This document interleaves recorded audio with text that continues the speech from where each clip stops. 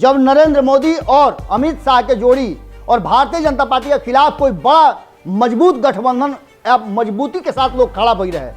यही पटना के गांधी मैदान में देख रहे हो कब कि 2015 में नीतीश कुमार जब अपना सरकार के शपथ ग्रहण करावत रहन तौना घड़ी देश के जितना भाजपा विरोधी नेता और दल बाड़े कुल हो जा मंच पर मौजूद रहन और कुल गले मिल करके एक बात कहले रहन कि आवे वाला समय में हमने एकजुट रहे के पड़ी, बाकी तो भइल ना। सत्ता में बैठल लोग कहता कि कुल ठीक बा तो कटवा बोझ काहे खातिर हो रहा बा। दोसर का तरफ हमनी के भीतर से निकाल के छान छुन के रुआ लोग भी खबर लेके आई ले जा कि इस सरकार ऐसा महीन रसरी पर चलता कि कबो गोड़ बिछला जाए। लेकिन जौना तरीका से संजय जायसवाल, जीवेश मिश्रा, नीरज कुमार बबलू ये लोग के धीरे धीरे अदहन खदकावे खातिर, आँच लगावे खातिर कहल गई बा, ये धधकत तो जरूरे बा। और ये धधकला में कहीं ना कहीं ललन सिंह, केसी त्यागी, जीतन राम मांझी, मुकेश सहनी, ये सब के अपना अपना हम बात करतानी अटल अडवाणी के समय से उकरों से बड़ 2014 में गठबंधन बना रहे और मैं जितना देश के छोट बड़ दल रहे हैं, क्षेत्रीय दल रहे हैं, कुल आकर के एक जगह इकट्ठा हो गई और कांग्रेस के सत्ता से बेदखल कर गई।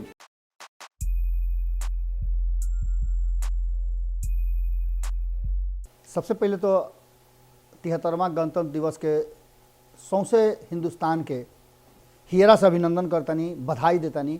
और एगो छोट जो बात लिखले रही यह आज़ादी से जुड़ल उर्वलों के सामने सुना करके तब आज के खूटा ठोक के शुरुआत करब कि आज़ादी के माने का होला ई गणतंत्र बतावेला। आज़ादी के माने का होला ई गणतंत्र बतावेला। अपना संविधान के आगे कुछो ना भावेला, अपना संविधान के आगे कुछो ना भावेला। नीति नियम कायदा, नीति नियम कायदा इस संविधाने नु समझावेला। नीति नियम कायदा इस संविधाने नु समझावेला। सच्चा देशभक्त मूड़ी अपन श्रद्धा से झुकावेला। सच्चा हिंदुस्तानी मूड़ी अपन श्रद्धा से झुकावेला। गाँवा गाई गणतंत्र दिवस पर, गाँवा गाई गणतंत्र दिवस पर जब राष्ट्रगान गवाएला, गाँवा गाई गणतंत्र दिवस पर जब राष्ट्रगान गवाएला, जनगण मन राष्ट्रगान बाबा के मन में भावेला। गोड़ लागतनी हीरा से अभिनंदन बरुआ के अपना चैनल जना के नाम कूटा ठोक के देश और दुनिया के खबर के साथ साथ बिहार के राजनीति पर विशेष चर्चा के जौन मंच बा, यह मंच पर लगातार रउआ लोग से जुड़ल खबर ले आकर के रखी ले।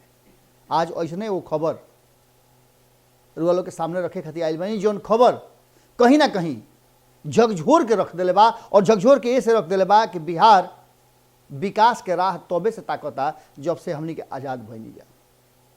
पूर्ण आज़ादी 73 बरिस पहले मिल रहे और आजे के दिन ये देश के पूर्ण आज़ाद होके के सौभाग्य प्राप्त भई रहे। और आज़ादी के 73 वर्ष, हालांकि आज़ादी तो मिलना हमनी के बेसी हो गई, लेकिन संविधान अपन बना करके 73 वर्ष से हमनी के इंतजार करते हैं। या बिहार इंतजार करता कि वो आदमी आवे, वो नेता आवे, वो सरपरस्त आवे जौन कि बिहार के मुस्तकबिल बदल दे, बिहार के पलायन प्रदेश से दोसर नाव दिवा देवे।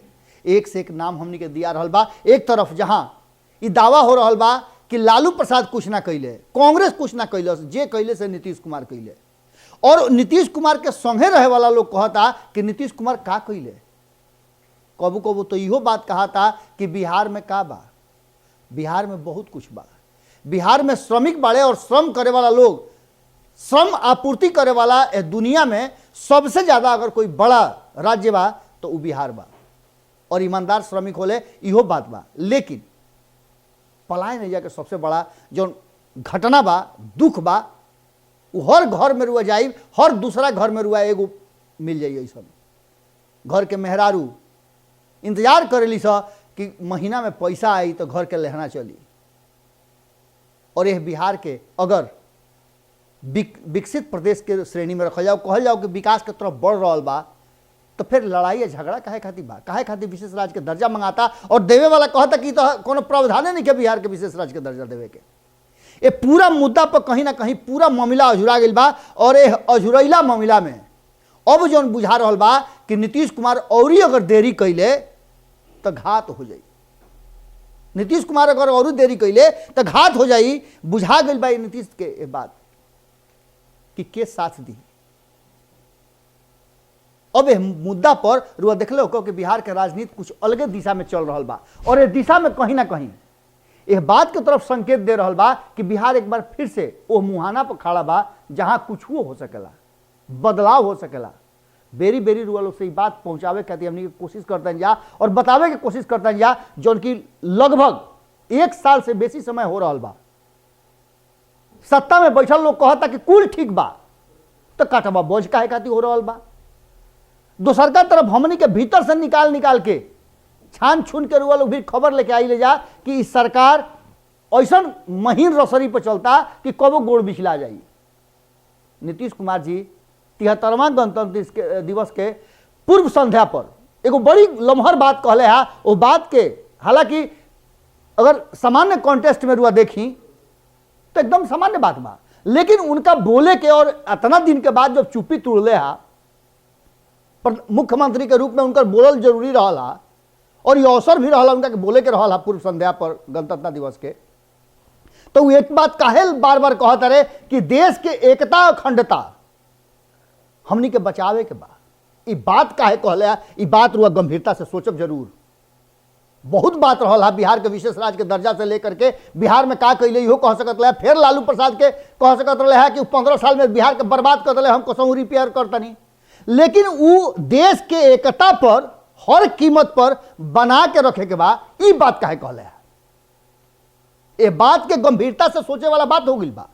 और दोसर का तरफ ललन सिंह आगे निकल करके और ये बात कह रहा बा कि भारतीय जनता पार्टी से हमनी के नाता कहां रह गई। उत्तर प्रदेश में हमनी के अपना आइडियोलॉजी पर लड़ल जा, बिहार में जो स्थिति बा वो स्थिति में रुआ बार बार देख रहा बानी कि कहीं मदरसा के बात निकाल दिया था तो कभी हिंदू मुस्लिम के बात निकाल दिया था, तो उत्तर प्रदेश में मंदिर के बाद अब रुआ देखिए कि और ही कुछ बात चर्चा में शुरू हो गई। राम मंदिर बन गई, अब मथुरा में चढ़ाई हुई। एक और मतलब रुआ समझी कि जौन हिंदुस्तान सार्वभौमिक राष्ट्र और ये दुनिया है बात के मानेला गर्व करी ले जा हमनी के, ये दुनिया के सबसे पहला लोकतंत्र देवे के ये बिहार के सौभाग्य प्राप्त भइल। और यह बिहार में वर्तमान परिस्थिति में जौना तरीका के लोकतंत्र के लूटा पाटी मचल बड़ुए, यह बात के देख कर रुआ का कह सकते नहीं। आज गणतंत्र दिवस के अवसर पर रुआ इनके बुझात के देश में संविधान बा, संविधान के तहत रुआ एगो बात समझ ली कि दूसरा खातिर जो गाढ़ा खोनेला खुदे गाढ़ा में गिरेला। नीतीश कुमार जी भारतीय जनता पार्टी के संगे संगे लगातार 2 दशक से बेसी समय से चल रहा बा। आज जो वर्तमान परिस्थिति बा कि भारतीय जनता पार्टी के संगे जो एनडीए के बड़ा कुनबा रहे, ये हम आज के बात नहीं करो, हम बात करता नहीं अटल अडवाणी के समय से, उकरों से बड़ 2014 में गठबंधन बना रहे। और मैं जितना देश के छोट बड़ दल रहे हैं, क्षेत्रीय दल रहे हैं, कुल आकर के एक जगह इकट्ठा हो गई और कांग्रेस के सत्ता से बेदखल कर गई। भरोसा रहे, आशा रहे कि बदलाव हो जाए। जौन कांग्रेस इस देश के लूट रहा बा, माटी कोड़ रहा बा, माटी कोड़ के विदेश भेज रहा बा, कुल बात होत रहे। कहल जात रहे कि जैसे सरकार गिरल, कांग्रेस के सरकार भसते जितना नेता बड़े कुल जेल में ठुसा जाई हैं। बात तो बिहारों में भई रहे कि नीतीश कुमार जी 2017 में जब फिर से एनडीए में वापसी कैले तो कहले रहन कि लालू परिवार तो सौंसे मय परिवार में जेले में रही। लालू तो बढ़ले बड़न, संगे संगे कुल जाना रही है और यही आधार पर वो सरकार से हट रहन, सरकार भसौले रहन। लेकिन आज तक ले तेजस्वी यादव के जेल ना भेजले, मुख्यमंत्री रहते। अब 7 साल से केंद्रों में प्रधानमंत्री बड़े नरेंद्र मोदी, लेकिन जेल तक केहू ना ठूसल। लेकिन आम जनता के धोखा, भ्रम, औजा के जबरिया वोट ले ली लोग। अब का स्थिति बा कि आपस में कटवा बोझ भइल बा। ए स्थिति से बाहर निकले के एक रास्ता बा कि नीतीश कुमार एनडीए से बाहर आ जास। और ऐसा बुझा रहा बा कि जैसे चंद्रबाबू नायडू, ममता बनर्जी, एकरा अलावे रुआ शरद पवार के देख ली, उद्धव ठाकरे के देख ली, जितना लोग संगे रहे नरेंद्र मोदी अमित शाह के जोड़ी और एनडीए में, उस सब लोग अपन अपन कसहू पछुआ छोड़ा के भागल। लेकिन नीतीश कुमार अभी ले पछुआ अटका के रखले बड़े। हालांकि निकल तो गई रहन, बाकी तो का जाने का भाई कौना लार पुआर में फंस गईले कि फिर 2017 में चल गईले और अब जाकर के अपन ओया गठमामिसान करा रहल बड़े। ई बात हम नहीं कहत, ई बात उनका दल के लोग भी कह रहा बा, उनकर विरोधी भी कह रहा बाड़े। और सबसे ज्यादा दुख है बात के बाद लालू प्रसाद के कहत रहे कि छोड़ा के कैसे कैसे ले आई रही है दादा, फिर इक्का जने कैसे एकरा मोती में का बही रहे कि चल गई। अब एक खाली फिर से बेरी बेरी बात रुआ उठा के देख ली कि बुझाता कि लालू प्रसाद के भेजले पर उपेंद्र कुशवाहा नीतीश कुमार लगे गई बड़े और धीरे धीरे आँच बढ़ा रहा बड़े। ये आँच ऐसा बढ़ गई बा कि भारतीय जनता पार्टी और जदयू के भीतर घमासान गधवा मिसान हो रहा बा। ये सब बात के लेकर के जो वर्तमान परिस्थिति बा ओकरा में ये बात के बुझा रहा बा सभे के कि कहीं ना कहीं नया कुछ खेला होके वाला बा। और ये पूरे में रुआ याद होई कि 2015 में पहला वो अवसर रहे जब नरेंद्र मोदी और अमित शाह के जोड़ी और भारतीय जनता पार्टी के खिलाफ कोई बड़ा मजबूत गठबंधन या मजबूती के साथ लोग खड़ा भई रहे। यही पटना के गांधी मैदान में रुआ देख रहे हो कब कि 2015 में नीतीश कुमार जब अपना सरकार के शपथ ग्रहण करावत रहन तौना घड़ी देश के जितना भाजपा विरोधी नेता और दल बाड़े कुल हो या मंच पर मौजूद रहन और कुल गले मिल करके एक बात कहले रहन कि आवे वाला समय में हमने के एकजुट रहे के पड़ी, बाकी तो भइल ना। अब नीतीश कुमार के तरफ सारा लोग देख रहा बा, कारण कि ई बुझा रहा बा, सभे बोलहटा दे रहा बा कि आवो आवो। अब नीतीश कुमार भी जब ये बात कह दिले कि देश के एकता हर कीमत पर बना के रखे के बा और बिहार के विशेष राज्य के दर्जा दिया के रखे के बा, एक मतलब भइल कि नीतीश कुमार ही विशेष राज्य के दर्जा देवे खातिर सबके नजर में बाड़न कि अगर नीतीश कुमार के आगे बढ़ावल गई, एक सीढ़ी ऊपर चढ़ा दिहल गई, प्रधानमंत्री बनावे की कोशिश कल गई, अगर बन गई तो बिहार के विशेष राज्य के दर्जा भेटा जाई। ये बात हालांकि बहुत गंभीर बा और बहुत ज्यादा मुश्किल भी बा, लेकिन असंभव नहीं है। कारण कि बात के लेकर के जे रणनीति बना रहा बड़े और सभे के पार्टी में 2 दिन 4 दिन 10 दिन रह के आयल बड़न, वो प्रशांत किशोर के कहना बा कि अपराजय नहीं कौन ना भारतीय जनता पार्टी और ना नरेंद्र मोदी अमित शाह के जोड़ी, उनका के हरावल जा सकेला। और 2024 में अगर तैयारी कल जाओ और वहीं से तो एकदम संभव बा कि उनका के गद्दी से उतार करके और विशेष रूप से केहू के बैठावल जा सकेला जे मजबूत इच्छा शक्ति वाला आदमी होके, जिद्दी होके। तब विशेष इच्छा शक्ति और जिद नीतीश कुमार से बढ़िया के क्रम में बा। ये बात के लेकर के 31 तारीख के राष्ट्रीय जनता दल के सुप्रीमो लालू प्रसाद दिल्ली में एगो बैठक करे वाला बाड़े।